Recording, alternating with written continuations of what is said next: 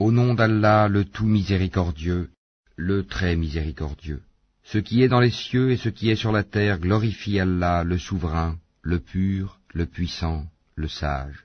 C'est lui qui a envoyé à des gens sans livre, les Arabes, un messager des leurs qui leur récite ces versets, les purifie, et leur enseigne le livre et la sagesse, bien qu'ils étaient auparavant dans un égarement évident, ainsi qu'à d'autres, parmi ceux qui ne les ont pas encore rejoints. C'est lui le puissant, le sage.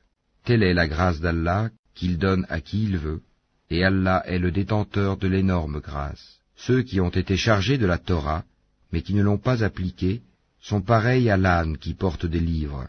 Quel mauvais exemple que celui de ceux qui traitent de mensonges les versets d'Allah, et Allah ne guide pas les gens injustes. Ô vous qui pratiquez le judaïsme, si vous prétendez être les bien-aimés d'Allah, à l'exclusion des autres, souhaitez donc la mort si vous êtes véridiques. Or, ils ne la souhaiteront jamais à cause de ceux que leurs mains ont préparés. Allah cependant connaît bien les injustes. La mort que vous fuyez va certes vous rencontrer.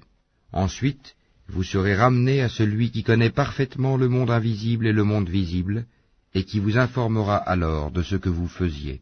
Ô vous qui avez cru, quand on appelle à la salate du jour du vendredi, accourez à l'invocation d'Allah, et laissez tout négoce. Cela est bien meilleur pour vous, si vous saviez. Puis, quand la salate est achevée, dispersez-vous sur terre et recherchez quelque effet de la grâce d'Allah, et invoquez beaucoup Allah afin que vous réussissiez.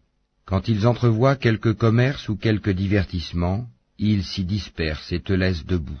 Dis, ce qui est auprès d'Allah est bien meilleur que le divertissement et le commerce, et Allah est le meilleur des pourvoyeurs.